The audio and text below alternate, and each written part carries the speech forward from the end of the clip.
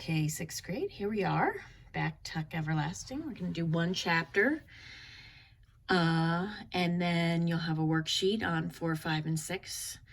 So when I was filming 4 and 5, I should have realized I only needed to do one more, but so this one will be a little bit short. So at the end of chapter 5, Winnie has met Jessie, and then she has also met May and Miles. They stumble upon the scene of Jessie and Winnie talking to each other.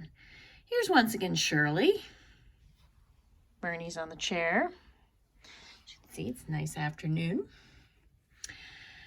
Afterward, when she thought about it, it seemed to Winnie that the next few minutes were only a blur. First, she was kneeling on the ground, insisting on a drink from the spring. And the next thing she knew, she was seized and swung through the air, open-mouthed, and found herself straddling the bouncing back of the fat old horse, while Miles and Jessie trotting along on either side, while May ran puffing ahead, dragging on the bridle. Winnie had often been haunted by visions of what it would be like to be kidnapped, but none of her visions had been like this, with her kidnappers just as alarmed as she was herself. She had always pictured a troop of burly men with long black mustaches who would tumble her into a blanket and bear her off like a sack of potatoes while she pleaded for mercy. But instead it was they, May, Tuck, and Miles and Jessie, who were pleading, "Please, child, dear child, don't you be scared." This was May, trying to run and call back over her shoulder at the same time. We wouldn't harm you for the world. If you'd yell or anything," this was Jessie, "someone might have heard you, and that's too risky." And Miles said, "We'll explain it, soon as we're far enough away." Winnie herself was speechless. She clung to the saddle and gave herself up to the astonishing fact that, though her heart was pounding and her backbone felt like a pipe full of cold running water, her head was fiercely calm. Disconnected thoughts presented themselves one by one as if they'd been waiting their turn in line. So this is what it's like to ride a horse. I was going to run away today anyway. What will they say when I'm not there for breakfast? I wish the toad could see me now. That woman is worried about me. Miles is taller than Jessie. I'd better duck if I don't want this next branch to knock me off. They had come to the edge of the wood now, with no sign of slowing their rapid jog. The road, where it angled across the meadow, was just ahead, dazzling white in the open sunlight. And there, standing on the road, was the man from the night before, the man in the yellow suit, his black hat on the head. So the Tucks panic, and the only thing they can think of doing is kidnapping Winnie. Oh, that's the man in the yellow suit. He was just making some noises. So they panic and they grab her and they start to kidnap her. And the irony is, of course, that Winnie herself was thinking about running away that day. And she's not really scared. The Tucks aren't scary people. It's the Tucks who are scared of the fact that they've just scooped up a little girl and are taking her away. Like, they don't want to take her away, but they're afraid that their secret is going to be exposed. What they don't bet on is the fact that the man in the yellow suit is there watching the whole thing. And yes, unfortunately, because of the sun, there is a shadow on our man in the yellow suit, but we'll all live. Discovering him, seeing his surprise, and presented at once with choices, Winnie's mind perversely went blank. Instead of crying out for help, she merely goggled at him as they fled past the spot where he stood. May Tuck was the only one who spoke, and the most she could offer was, "Teaching our little girl how to ride." Only then did it come to Winnie that she ought to shout, wave her arms, do something. But the man had fallen away behind by that time, and she was afraid to let go of the saddle, afraid to turn around lest she fall off the horse. In another moment, it was too late.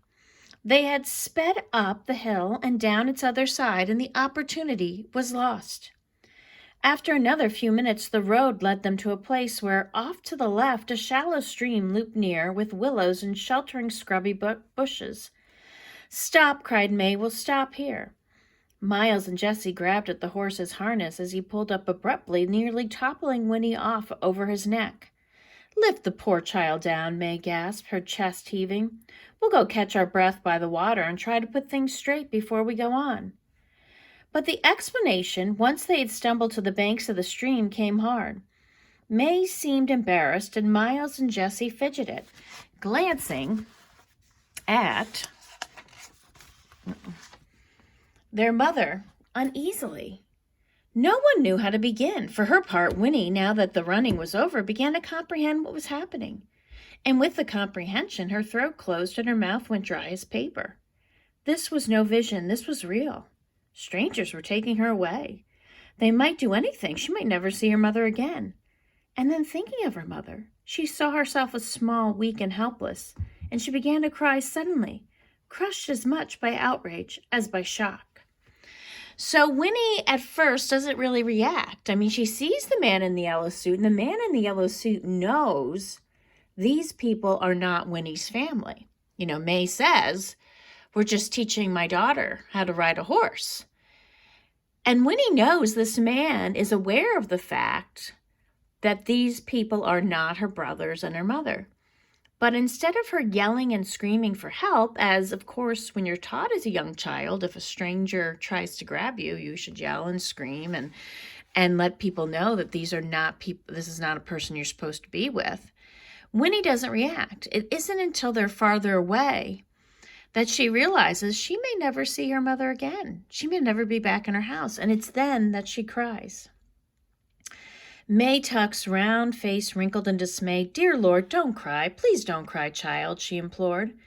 We're not bad people. Truly we're not. We had to bring you away. You'll see why in a minute, and we'll take you back just as soon as we can. Tomorrow, I promise. When May said tomorrow, Winnie's sobs turned to wails. Tomorrow? It was like being told she would be kept away forever. She wanted to go home now, at once, rush back to the safety of the fence and her mother's voice from the window. May reached out to her, but she twisted away, her hands over her face, and gave herself up to weeping. This is awful, said Jessie. Can't you do something, Ma? The poor little tad. We ought to have had a better plan than this, said Miles. That's the truth, said May helplessly. The dear Lord knows there's been time enough to think of one, and it had to happen sooner or later. We've been plain bone lucky it hasn't before now, but I never expected it to be a child. She reached distractedly into the pocket of her skirt and took out the music box, and without thinking twisted the winding key with trembling fingers. When the tinkling little melody began, Winnie's sobbing slowed. She stood by the stream, her hands still over her face, and listened. Yes, it was the same music she'd heard the night before. Somehow it calmed her. It was like a ribbon tying her to familiar things. She thought, when I get home, I'll tell Granny it wasn't elf music after all. She wiped her face as well as she could with her wet hands and turned to May. That's the music I heard last night, she managed between recovering snuffles. When I was out in my yard, my granny said it was elves. Dear me, no, said May, peering at her hopefully. It's only my music box. I didn't suppose anyone could hear it. She held it out to Winnie. Do you want to take a look at it? It's pretty, said Winnie, taking the little box and turning it over in her hands. The winding key was still revolving, but more and more slowly. The melody faltered. Another few widely spaced notes planked, and then it stopped. Oops, sorry there, technical difficulty. Wind it up if you want to, said May, clockwise. Winnie turned the key. It clicked faintly. And then after several more turns, the music began to play again, brisk from its fresh winding and merry. No one who owned a thing like this could be too disagreeable. Winnie examined the painted roses and lilies of the valley and smiled in spite of herself. It's pretty, she repeated, handing it back to May. The music box had relaxed them all.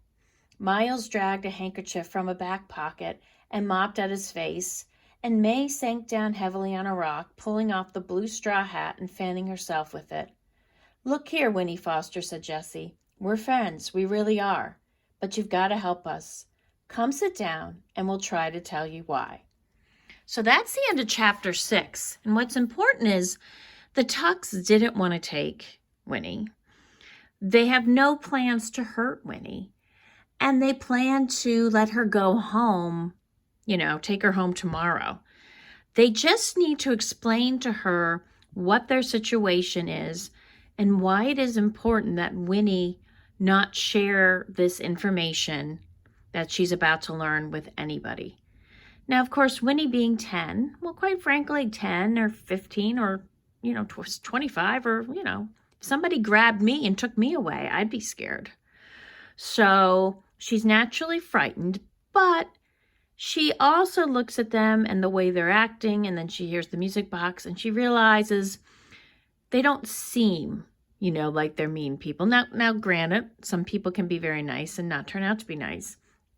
I think there's definitely, from the description, more of a little shadowiness about, yes, you guessed it, doing the close-up for you, Cam, the man in the yellow suit. So, of course, we know he knows Winnie's been grabbed, so we'll see what happens in our next few chapters. Until next time, 6th grade, this is Mrs. Morrissey, Kevin, or the man in the yellow suit, Shirley, and yes, Vernie's moved down.